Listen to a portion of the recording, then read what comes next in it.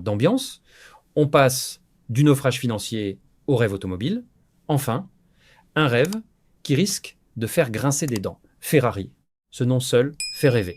Ça sent l'essence à haut indice d'octane, le cuir italien chauffé au soleil de Maranello, les moteurs V12 qui hurlent à 9000 tours, et accessoirement, une légère pointe de panique quand vous voyez le prix de l'entretien et que vous réalisez qu'une vidange vous coûte plus cher qu'un week-end aux Maldives. Mais voilà, même Ferrari, la marque au cheval cabré, le temple de la performance thermique, le dernier bastion du moteur à combustion, se met au vert, ou plutôt au rouge électrique. Ils nous préparent, depuis plusieurs années, leur toute première supercar 100% électrique. Et aujourd'hui, après des années de teasing, de rumeurs, de photos espionnes floues, la marque a enfin décidé de lever un coin du voile. Pas tout le voile, hein, juste un coin. Histoire de faire monter la sauce, ils ont dévoilé 2 choses cruciales. Le nom et l'intérieur de la bête. Et ça risque de choquer les puristes. Genre vraiment, parlons d'abord du nom. Ils l'ont baptisé la Luce.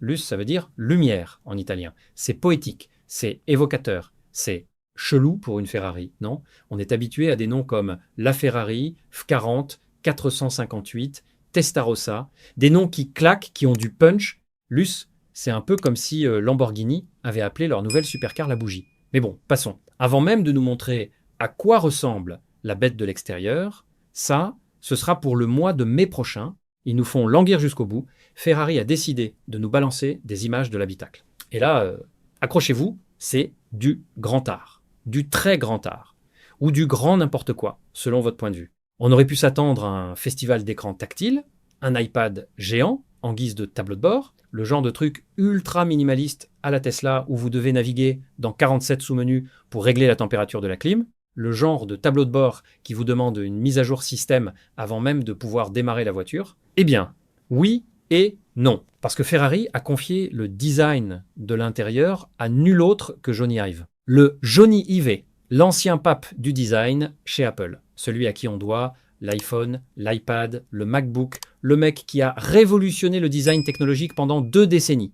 Et ce génie de la tablette tactile, cet apôtre du minimalisme, cet homme qui a passé sa vie à supprimer les boutons, a décidé, pour une Ferrari, de mettre des boutons, des vrais boutons. Des bons vieux boutons physiques qui font clic quand on appuie dessus. Des interrupteurs old school, c'est comme si Gordon Ramsay décidait soudainement d'ouvrir un McDonald's. Ça n'a aucun sens. Et pourtant, c'est génial. Ils ont même poussé le délire jusqu'à mettre un interrupteur de launch control au plafond, comme dans un avion de chasse size, vous imaginez. Vous êtes au feu rouge, vous regardez en l'air comme un pilote de Top Gun, vous basculez votre petit interrupteur, et bam, vous décollez comme une fusée Ariane. Les autres conducteurs doivent se demander ce qui leur arrive. Le volant, alors là, c'est une petite œuvre d'art, fin, élégant, en aluminium usiné, magnifique. Ça donne envie de le caresser. C'est limite sensuel. Mais là où ça devient vraiment intéressant, ou complètement absurde, rayer la mention inutile, c'est derrière le volant, au niveau du tableau de bord. Là où la folie technologique moderne refait surface. Ils ont superposé 2 écrans OLED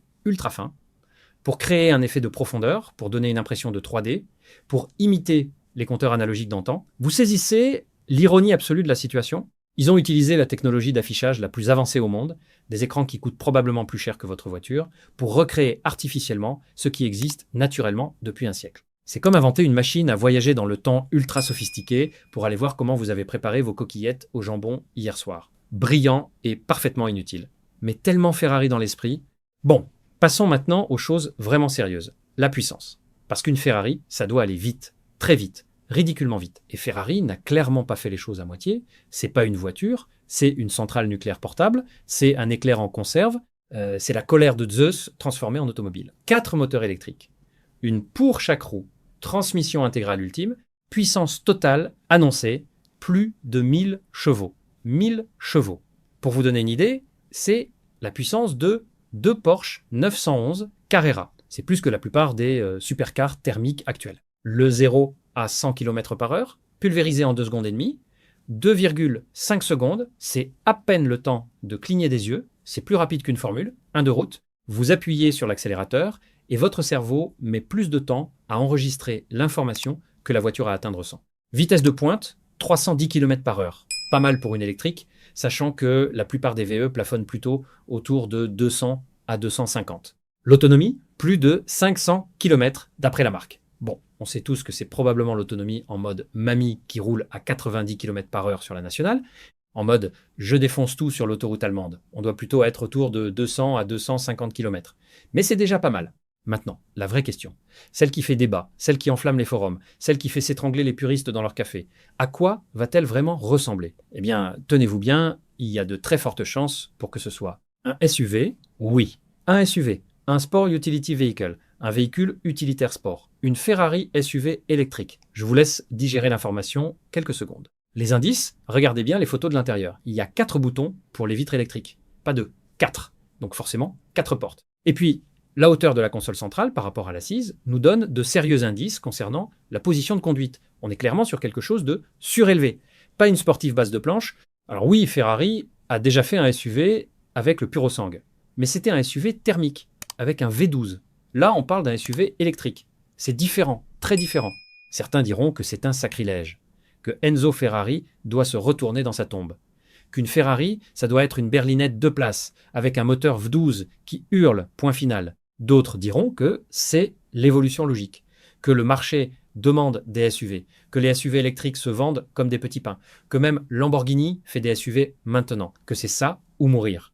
Moi je dis, attendons de voir le résultat final en mai, avant de sortir les fourches et les torches. En attendant cette révélation, dites-moi dans les commentaires, vous en pensez quoi de cet intérieur?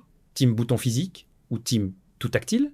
Et surtout, une Ferrari SUV électrique, c'est génial ou c'est la fin du monde?